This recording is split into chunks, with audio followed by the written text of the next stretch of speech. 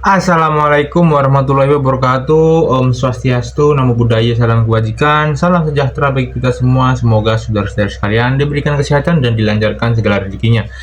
Baik, saudara-saudari kalian, kembali lagi bersama kami di channel Rizky Muhtadin. Sebelum lanjut, dimohonkan untuk saudara-saudara sekalian jangan lupa untuk menekan tombol like, subscribe, dan komen, serta dibantu untuk share-nya dalam mendukung keberlanjutan dari channel Rizky Muhtadin. Terima kasih atas perhatiannya dan dukungannya. Silahkan lanjutan dan simak berita berikut ini.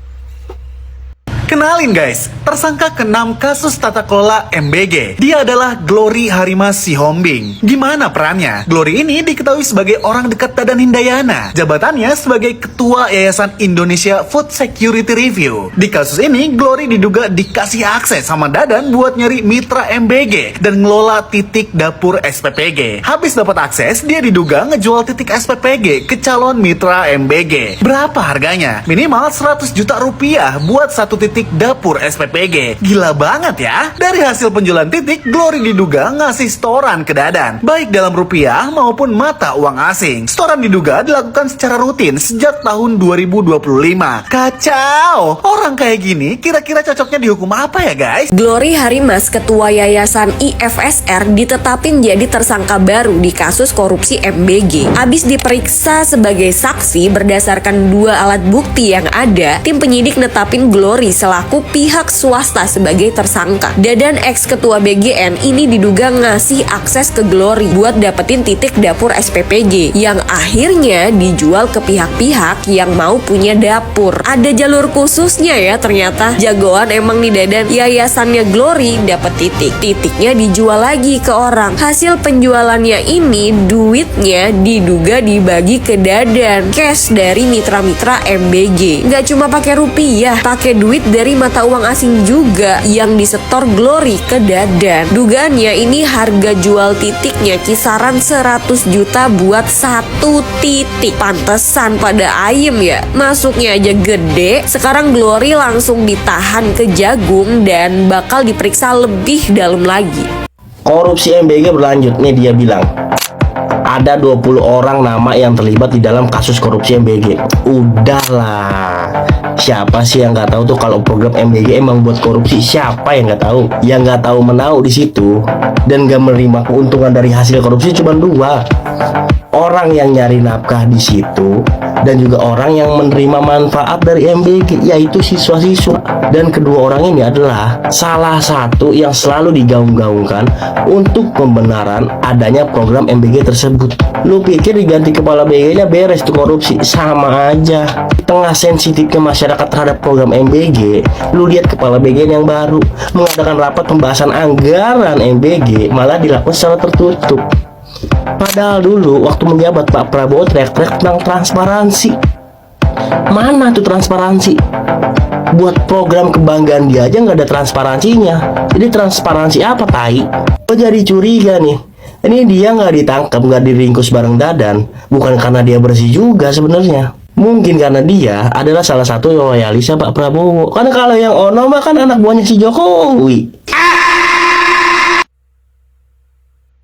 41 nama terkait korupsi MBG baru aja dibeberin ke penyidik sama Sony Sonjaya. Sony Sonjaya baru aja diperiksa 10 jam sama Kejagung. Penyidik buka chat dan dokumen di ponsel Sony. Ditemuinlah tabel yang isinya usulan-usulan nama lain yang ternyata saling kehubung. Ya semacam titipan ya. Jadi satu nama bisa nyambung ke nama berikutnya. Dari situlah daftar yang tadinya 26 nambah jadi 41 orang. Kalau udah gini sih netizen jadi makin mikir ya. Nah kan bener rame ternyata. Tapi Krisna, kuasa hukum Sony, bilang nama-nama yang kesebar di media sosial ini nggak sepenuhnya bener. Pas ditanya apa keuntungannya ngasih titik-titik ke mereka, Sony bilang alasannya cuma biar titik-titik SPPG-nya terpenuhi. Menariknya infonya tuh yang minta titik-titik ini katanya justru dari kalangan politik. Ya kita tunggu aja gimana hasilnya. Karena Kejagung sendiri juga masih pelajarin justice collaborate yang diajuin Sony Sonjaya.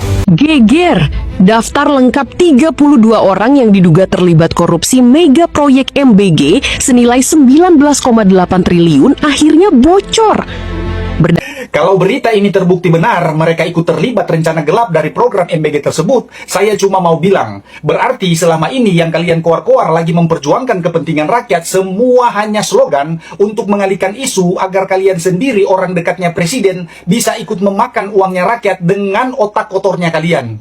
Berdasarkan data Kejagung dan pengacara Elza Syarif, semua bukti aliran dana ini ternyata disimpan di HP tersangka Sony Sonjaya yang sudah disita. Otak kasusnya ada 3, mantan kepala BGN Dadan Hindayana, wakilnya Sony Sonjaya, dan Lodewijk Pusung. Gak main-main, kebijakan ini diatur oleh 8 pejabat tinggi, termasuk Menteri Taufik Hidayat, Sekjen Budi Santoso, Dirjen Suwarno, hingga Kepala Dinas Provinsi. Uang rakyat ini mengalir ke 9 pengusaha, mulai dari bos motor listrik Surya Dharma, Tony Prasetyo, William Tan, sampai calo proyek Joko Susanto. Anggaran raksasa ini mulus karena diloloskan oleh 5 politisi Senayan, termasuk Ketua Komisi DPR Ahmad Riza dan wakilnya Faisal Basri. Yang bikin shock, jaringan ini diduga dilindungi oknum aparat. Ada nama Purnawirawan Jenderal Polisi Suyono, Purnawirawan TNI Sutanto, hingga oknum Jaksa Agung Muda. Eksekusi di lapangan dibantu oleh staf teknis seperti Andika Permana sebagai kunci tender dan Hendra Gunawan yang bikin laporan fiktif.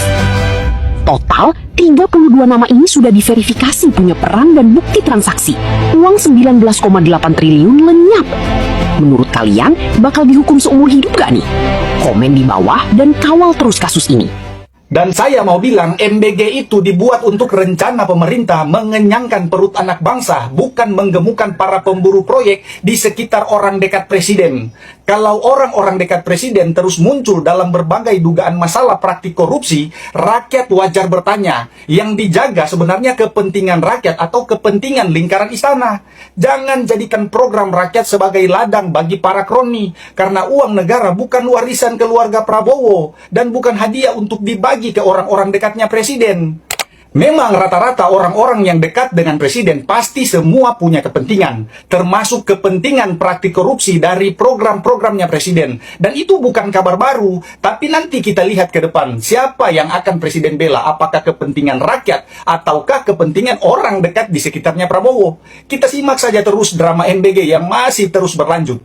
Geger udah bocor 32 orang nama-nama yang terlibat dalam korupsi mega MBG yang bernilai 19,8 triliun rupiah. Berdasarkan data Kejagung dan pengacara Elza Yusuf, semua data itu sudah tersimpan di HP-nya milik Sony Sonjaya. Otak kepalanya ada 3 kan ya, mantan kepala BGN dan wakil-wakilnya, Dadan Hindayana, Lodewijk Pusung, dan Sony Sonjaya. Gak main-main guys, kebijakan ini diatur oleh 8 pejabat tinggi, termasuk salah satunya Menteri Taufik Hidayat, Sekjen Budi Santoso, Dirjen Suwarno, hingga Kepala Dinas Provinsi. Uang rakyat ini mengalir ke 9 pengusaha, mulai dari bos motor listrik Surya Dharma, Tony Prasetyo, William Tan, sampai calo proyek Joko Susanto. Anggaran raksasa ini mulus karena diloloskan oleh 5 politisi Senayan, termasuk Ketua Komisi DPR Ahmad Riza dan wakilnya Faisal Basri. Yang paling bikin shock, ternyata jaringan ini dilindungi oleh para aparat. Ada nama Purnawirawan Jenderal Polisi Suyono, Purnawirawan TNI Susanto, hingga oknum Jaksa Agung Muda. Eksekusi lapangan dibantu oleh staf teknisi seperti Ahmad Permana sebagai kunci tender dan Hendra Gunawan yang bikin laporan fiktif. 32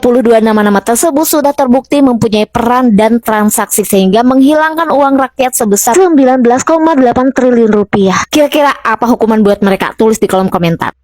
Baik, saudara-saudara kalian, itu dia berita informasi yang dapat kami sampaikan. Sekali lagi dibuangkan untuk saudara-saudara sekalian. Jangan lupa untuk menekan tombol like, subscribe, dan komen, serta dibantu untuk share-nya dalam mendukung keberlanjutan dari channel Rizky Muhtadin. Terima kasih telah menonton, terima kasih atas perhatiannya, dan terima kasih atas dukungannya. Dan nantikan berita informasi terpanas selanjutnya, dan terima kasih.